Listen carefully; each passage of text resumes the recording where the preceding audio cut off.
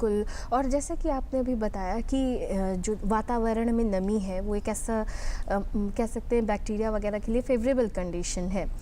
तो क्या कई बार होता है कि घरों के अंदर भी जैसे कमरे हैं उनमें दीवारों पर नमी है तो कमरे में बहुत नमी बनी रहती है, तो क्या ये भी दस्त के कारण हो सकते हैं कि ज़्यादातर जो दस्त होता है उसे हम कहते हैं ओरोफिकल रूट ऑफ ट्रांसमिशन, मतलब हाथों से ट्रांसमिट होता है।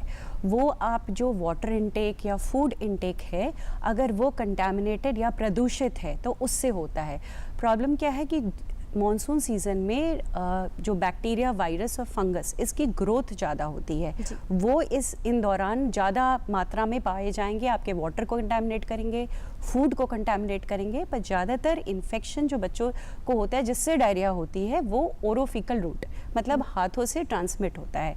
अगर आपने हाथ ठीक से नहीं धोया या आपने खाना जो है वो साफ़ नहीं खाया या पानी प्रदूषित है तो इससे डायरिया होने की चांसेस सबसे ज़्यादा है। जी, मोटे मोटे तौर पे तो ये हमें समझ आ रहा है कि हमें अपने हाथ को साफ रखना है, साथ ही खाने को ढक कर रखना है।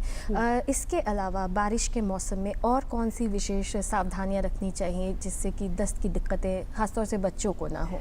जैसे आप बच्चों को इस टाइम पे कोशिश करिए घर का बना हुआ खाना खिलाएं और जो तुरंत खाना खिलाए, बहुत देर तक या बासी खाना ये ना खिलाए। अगर दूध भी उबाल रहे हैं, अभी इस टाइम पे अगर बिजली चली गई या आपके पास फ्रिज नहीं है तो आपने सुबह एक टाइम दूध उबाला, फिर उसके बाद जब आप दे रहे हैं बच्चे को तो हम ये कहते हैं कि आप फिर से खाने को गर्म करके उबालें, क्योंकि जब हम गर्म करते हैं तो उसमें जितने कीटाणु हैं वो मर जाते हैं। फिर उसके बाद जो पानी पिला रहे हैं वो भी उबाल कर, अगर फिल्टर है तो फिल्टर्ड वाटर, घर पे फिल्टर नहीं है तो पानी को उबाल कर गुनगुना करके ठंडा करके, जब भी हम कुछ उबालते हैं तो उसमें जो कीटाणु हैं वो मर जाते हैं। दूसरा है, इस टाइम पे आप देखिएगा कि बाहर खाने, रोड साइड फूड को अवॉइड करें।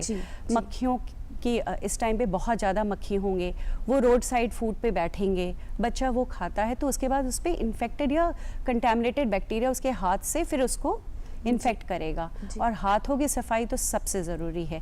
जब भी आप खाना खाएं उससे पहले, जब आप शौच जाएं उसके बाद आपके हाथ साफ आप करना अनिवार्य है। और ये बचपन से ही हम बताते हैं, बच्चों को भी बताते हैं कि आप अपने हाथ अगर साफ रखते हैं तो बहुत इन्फेक्शन तो वहीं से ख़त्म हो जाएगा। जी, हम आधे से ज़्यादा रोगों से बच सकते हैं।